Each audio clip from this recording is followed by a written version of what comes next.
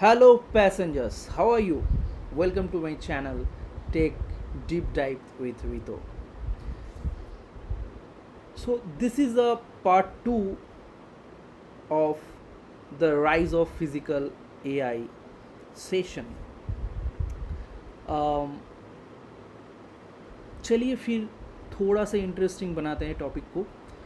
um, थोड़ा सा future में जाके देखते हैं कि 2030 में how it looks like as a industry wise. Physical AI हम सब लोग जानते आने वाले हैं.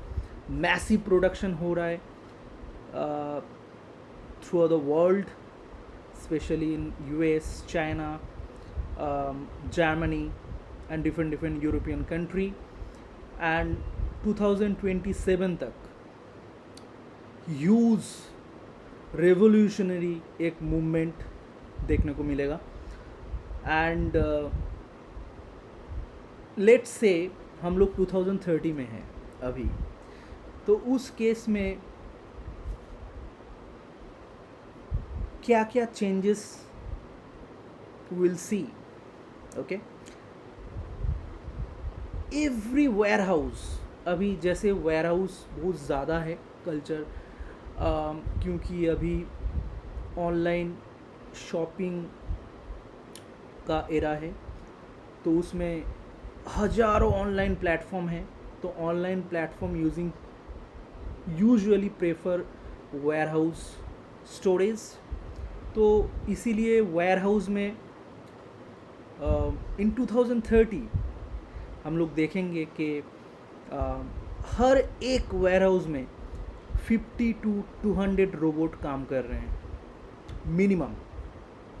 Okay, and restaurants use serving robots आ रहे आके एज ए वेटर, वेटर को रिप्लेस कर रहे हैं, and they are serving the drinks, serving the foods to the people, customer. Then बहुत ओल्ड एज होम है, एल्डर केयर जो फैसिलिटीज़ है, तो उसमें भी रोबोट मिल सकता है देखने के लिए कि ओल्ड एज होम में रोबोट टेक केयर कर ले ओल्ड पीपल को, right. Then lots of retail smart stores जिसमें ट्रांजैक्शन से लेके customer communication, so everything done by physical AI robot.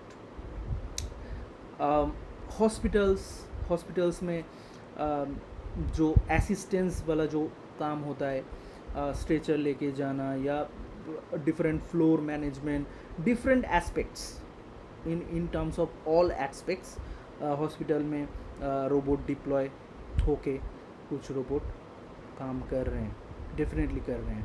ये definitely hoping to see and देखने के लिए मिल सकता है. देन कुछ रोबोट जो यूजुअली डेली एक्टिविटीज़ के अंदर, जैसे क्लीनिंग हो गया, लॉन्ड्री हो गया, डिश वॉशिंग हो गया, तो इसमें बहुत रोबोट इन्वॉल्व होने वाला है, because this is a kind of physical work, right. So physical work physical AI is the most applicable fit. Then definitely जो मैन्युफैक्चरिंग इंडस्ट्री है, फैक्ट्रीज़ है, डिफरेंट डिफ़िकल्ट मैन्युफैक्चरिंग यूनिट्स है, जहाँ पे लेबर यूजुअली जो वर्कर्स है in a huge risk की condition के अंदर काम करते हैं, right.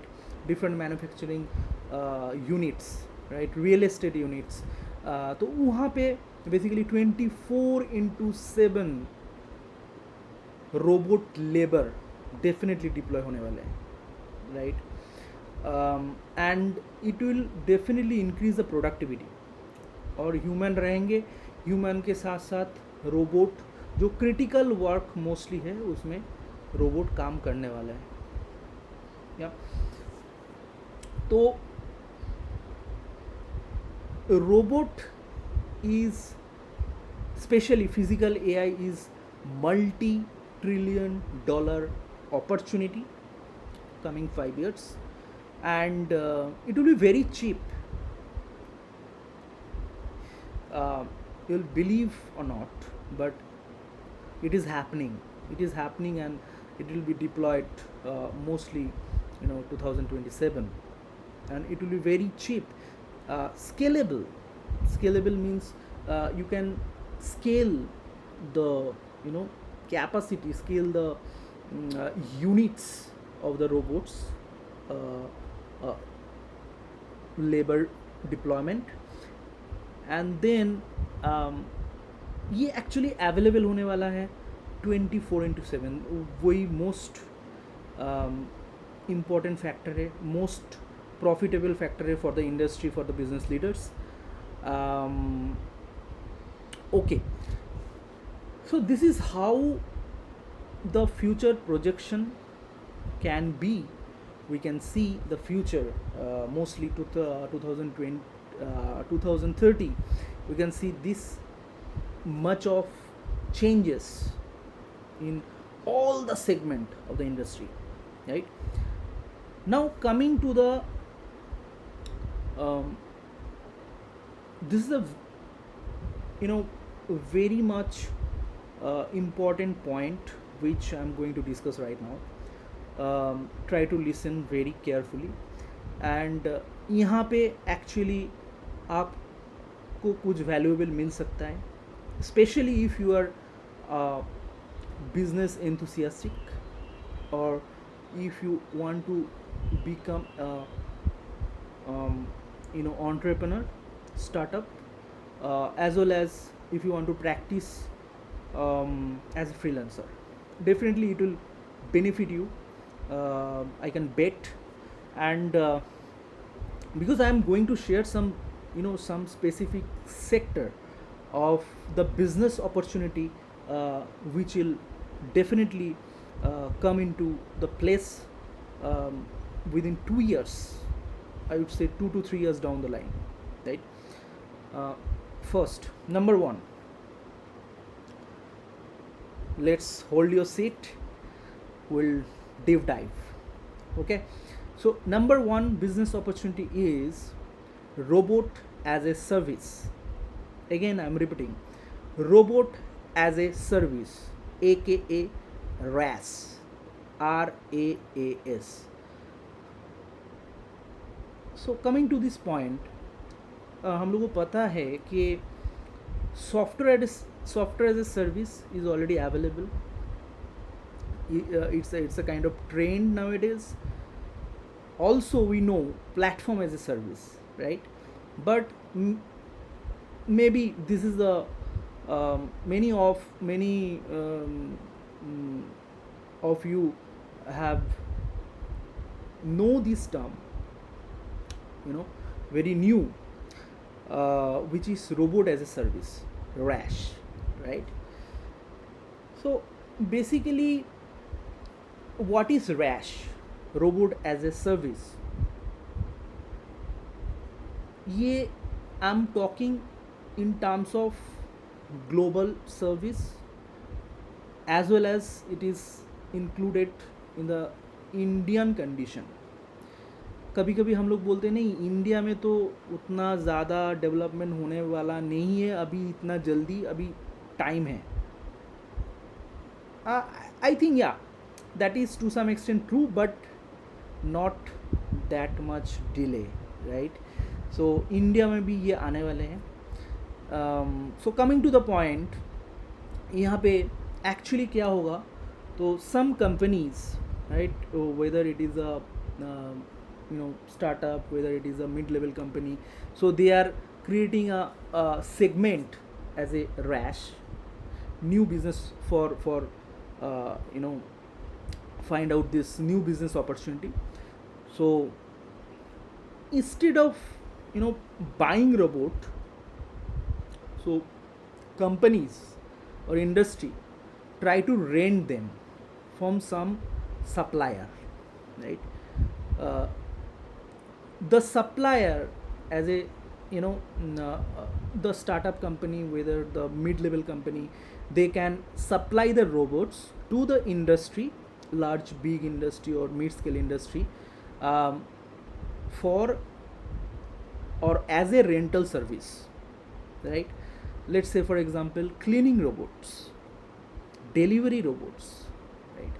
Material handling robots can used in the manufacturing industry. Cleaning robot society में यूज़ हो सकता है, you know, in a real estate project.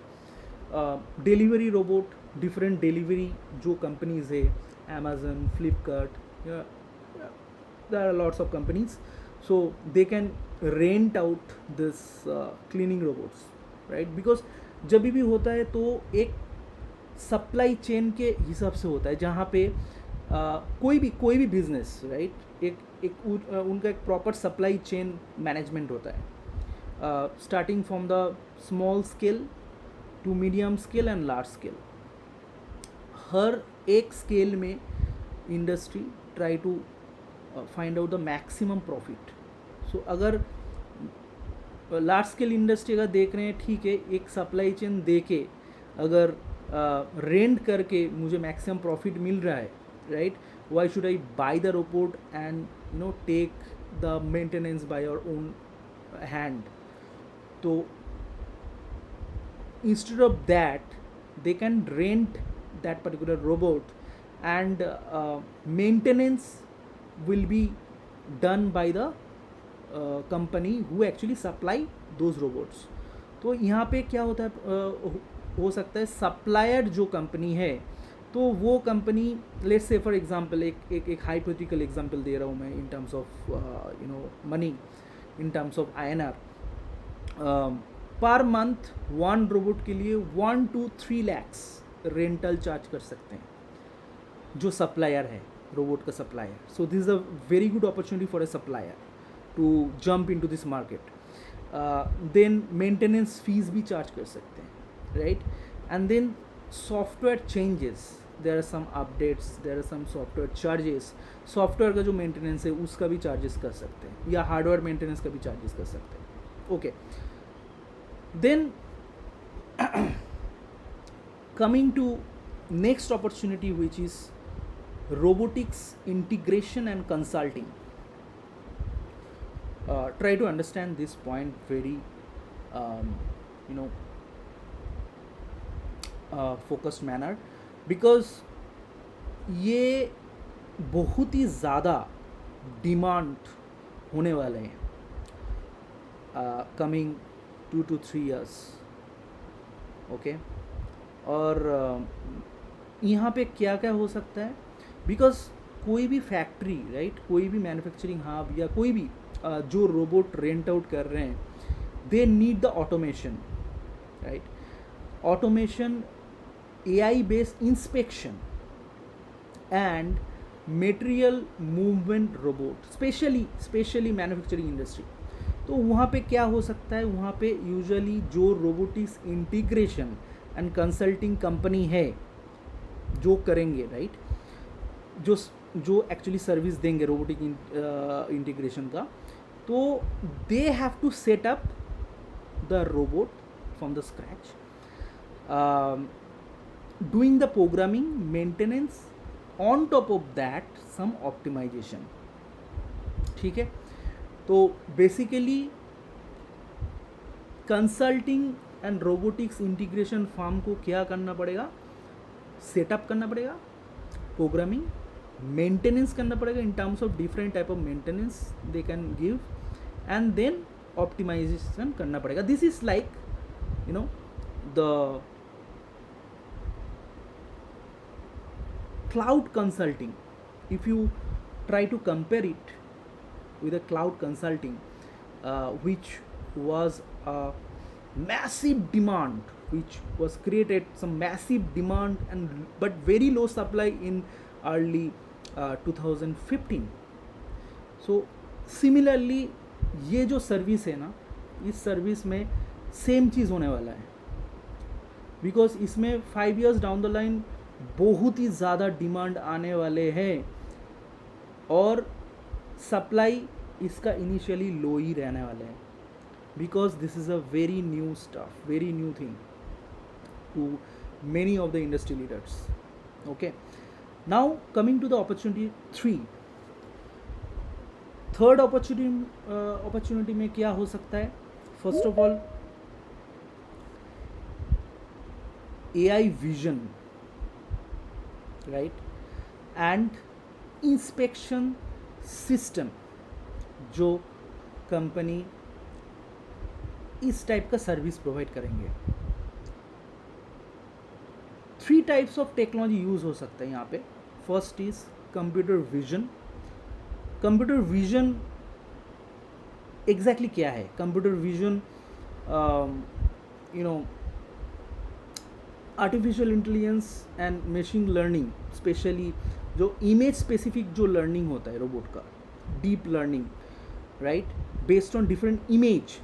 It is in a very layman view a computer who can see, okay, you can categorize different image. So image based जो learning होता है, kind of very layman view, that is called computer vision. Computer vision, then Edge AI and Jetson services. Edge AI is a very very very interesting topic in nowadays, क्योंकि हम लोगों को पता है edge cloud, edge computing, right. Edge computing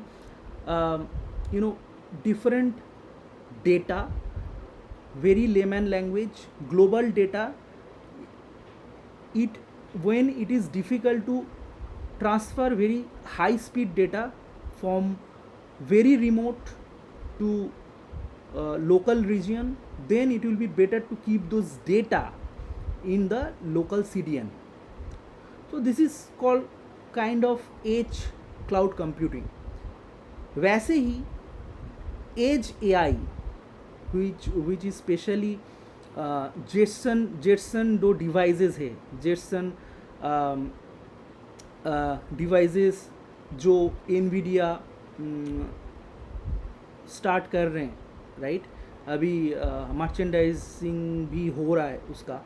तो उसमें basically क्या होता है, एक लोकल डिवाइस के अंदर ही AI कैपेबिलिटीज़ बना हुआ रहता है, उसमें ही GPU बना हुआ रहता है, उसमें ही सब कुछ प्रोसेसिंग जो AI प्रोसेसिंग यूनिट के लिए जो चाहिए, तो लोकल इमीडिएटली एक AI सोल्यूशन प्रोवाइड करते हैं. तो it's called edge AI. You don't have to connect to the cloud and you don't have to get the AI engine from the cloud. You can immediately response from your edge AI system. तो basically इसमें क्या होता है, यहाँ पे एक opportunity है Indian market के लिए स्पेशली कि क्वालिटी इंस्पेक्शन, कोई भी इंस्पेक्शन, टेस्टिंग रिलेटेड जो जॉब है इमेज प्रोसेसिंग के बेसिस पे, तो वहाँ पे एक अपॉर्चुनिटी इंडियन मार्केट में आने वाले हैं. देन सेफ्टी मॉनिटरिंग, क्योंकि सेफ्टी मॉनिटरिंग में भी एक आइज़ का ज़रूरत होता है. And then assembly line defect detection, जो भी असेंबली लाइन हो रहा है तो ऊपर से वो मॉनिटर करने वाला है based on the image, right. Robot will जज and detect that particular defect. बहुत ही इंटरेस्टिंग है.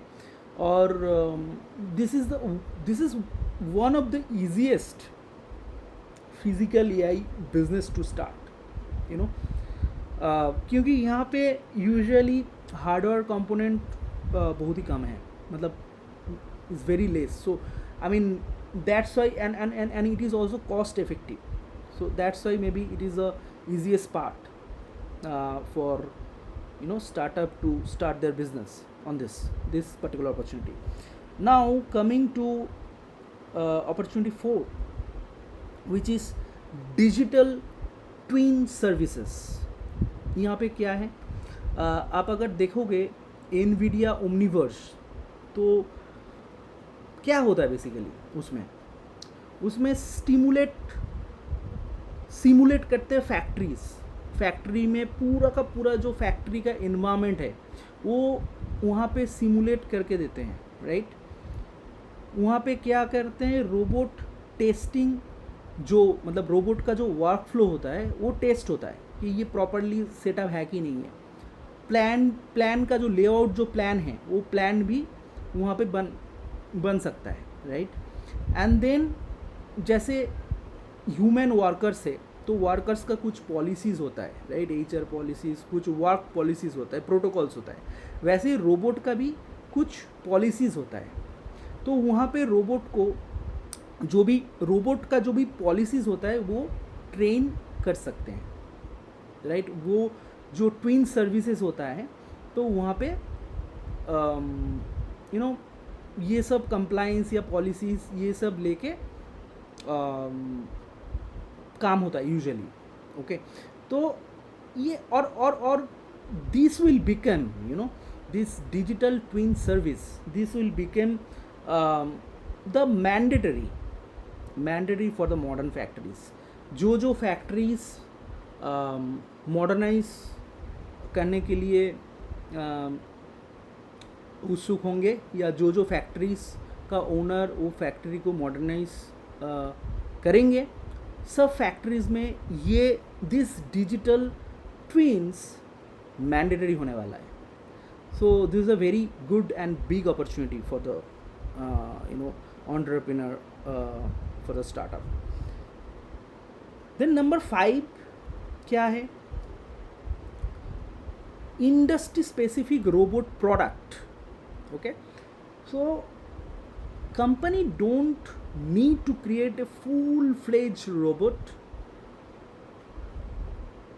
but company or freelancer, they can create add-on modules, software, or some part of AI brains, giving some additional features. Because अभी जैसे मैंने पिछले video में भी बोला है कि अभी ओपन सोर्स प्लेटफॉर्म क्रिएट हो रहा है रोबोटिक्स कंट्रीब्यूशन के लिए, एक्सप्लोर करने के लिए, इम्प्लीमेंटेशन के लिए। तो उस केस में different module, add-on module, different just like a plugin, right? कोई भी आप कोई भी आप सॉफ्टवेयर डेवलपमेंट किट में जाओगे, या कोई भी आप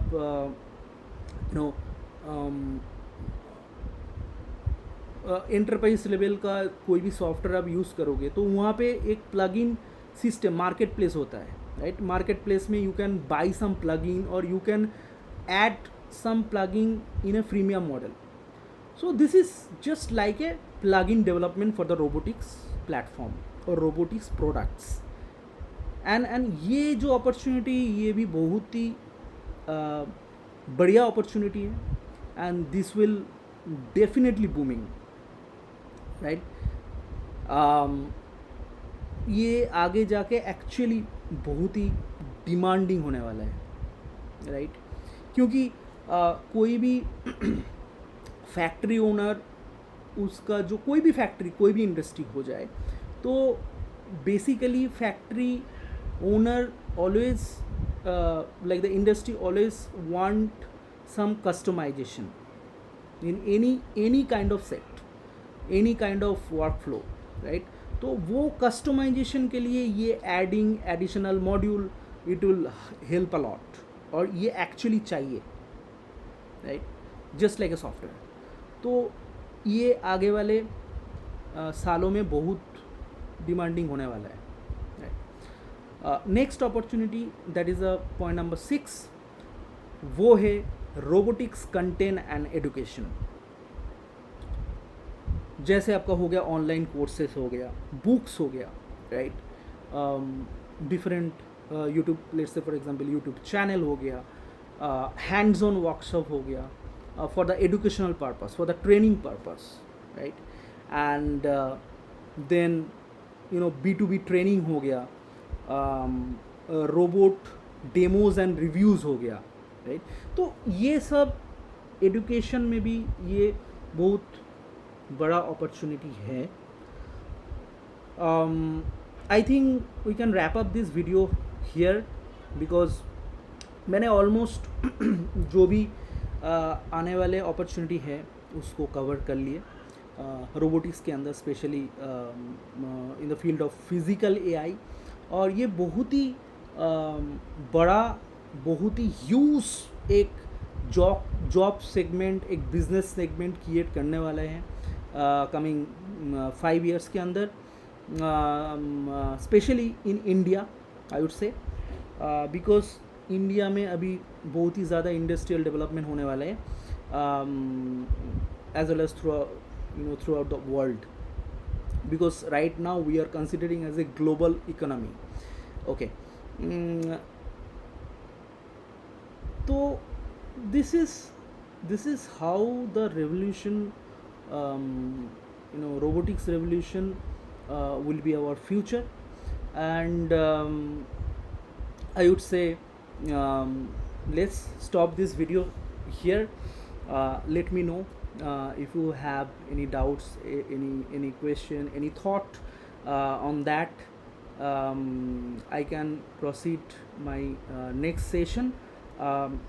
Definitely next session एक बहुत ही interesting topic लेके आने वाला हूँ मैं, and please keep in touch, and thank you so much for watching this video. God bless you. Bye bye. Take care.